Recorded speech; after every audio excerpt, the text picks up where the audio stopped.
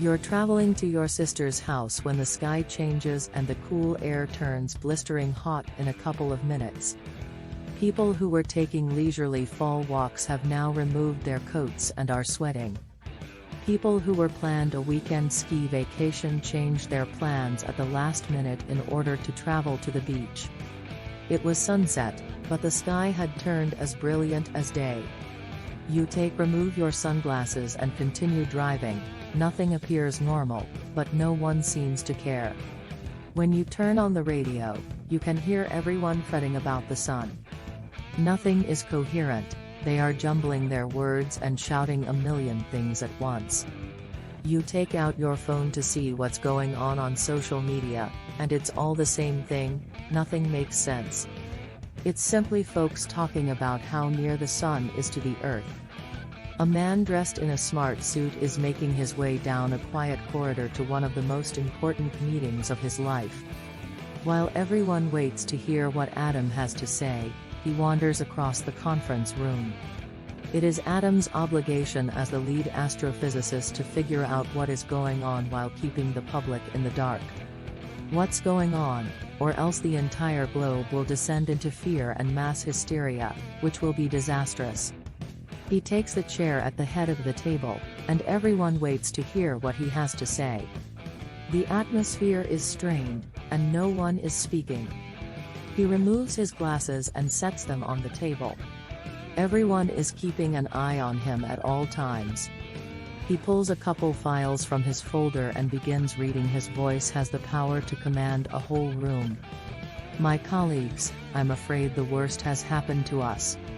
After endless hours of persistent observation and research, we determined that a component of the Sun has left its orbit and is no longer visible. It's heading in our direction. There is a distinct sense of tension in the room. Everyone stares at each other, puzzled. Adam attempts to answer as many questions as he can, yet he lacks some of the answers. Within minutes, the press releases a voice recording of Adam's address, and the world returns to you. You've only heard a sample of Adam's speech and aren't convinced of its veracity. Even if the sky is becoming brighter by the second, there is no need to panic. You continue driving when you feel a strong vibration, your automobile rises off the ground and the windows shake. Shatter, you run out and dive for shelter. You observed a comet-like thing strike down miles away in the middle of nowhere. More of these items appear to be heading for the Earth.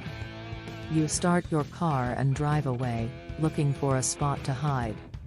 Ashes begin to fill the sky, making it much hotter than it already is. The soil is roasting, and traffic is building up for those who want to flee but have nowhere to go. You ultimately ditch your car and walk to locate some shade and get away from the sun's beams. Despite the fact that ash is coating the sky, the sun is still shining through it.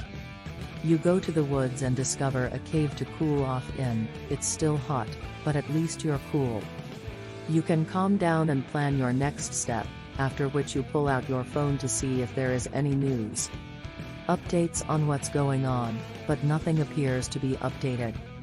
You keep refreshing it, but nothing works.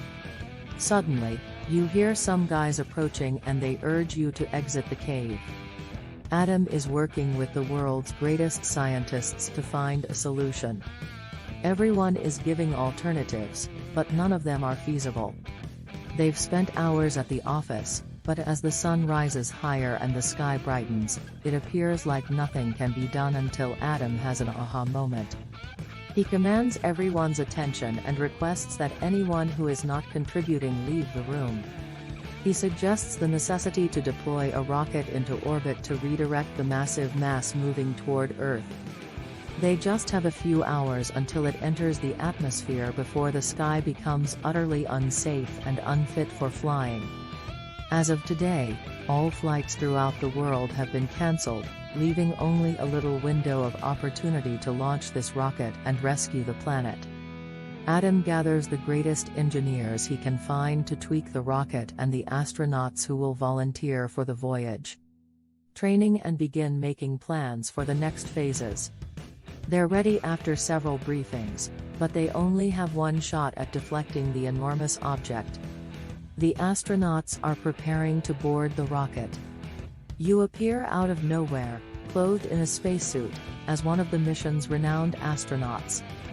Those who discovered you in the cave were from NASA, and they were attempting to recruit you for the trip.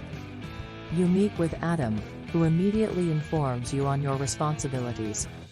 Because the mission was so last minute, Adam didn't even have time to sit with you and give you the required training or briefing. As you enter the rocket and take your seat, engineers and scientists convene to ensure that everything is in working condition before departure. The enormous object is approaching, and if the rocket is delayed, it will melt when it reaches the last stage of the mission. You're strapped in, and the rocket begins to rattle. All systems are operational. 3, 2, 1, blast off. The rocket takes off and flies towards the sky. Because you're coming closer to the light, there are more levels of visor shield protection. After a few minutes, the rocket exits the atmosphere and is at the front of the huge object.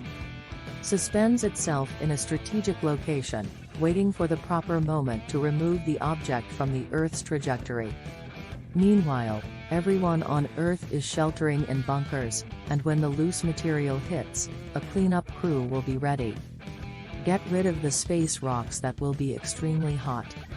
In case people have to stay underground for an extended period of time, the bunkers are provided with food, water, and power. There are barely a few minutes till the time arrives. You punch a button and prepare to release a gigantic spike the length of the Statue of Liberty. The spike is supported by a stand connected to the rocket. It will launch the spike like a bow and arrow, directly into the huge item, shattering it before it melts, with less than 1 minute before contact. The arrow is extended and then released. The arrow's tip contains a titanium drill that will continue to drill. As soon as the arrow contacts the item, it is unleashed and shoots through space, shattering small fragments of space objects along the way. It eventually reaches the enormous thing and drills through it as it goes through, but nothing appears to be going on. The drill is barely going into the middle, but Adam has previously planned a backup strategy.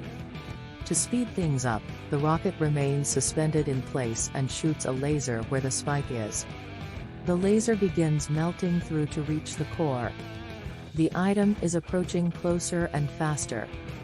The thing has not yet shattered into parts. Everyone is running out of alternatives with fewer than 2 minutes till impact. Adam has one last trick in his sleeve. He orders the evacuation of the rocket. He intends to place the rocket on a collision path with the massive object by moving to the backup pods.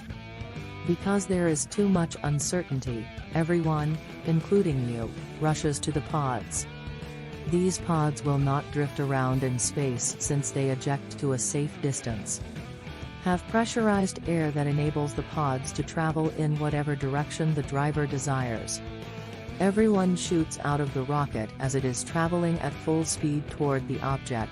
They are both traveling at full speed toward each other. There are just a few seconds until impact. The entire globe is watching this rocket, which is now the sole hope for saving everyone on Earth. Before impact, the rocket begins to disintegrate, and a tremendous shock wave spreads over the sky.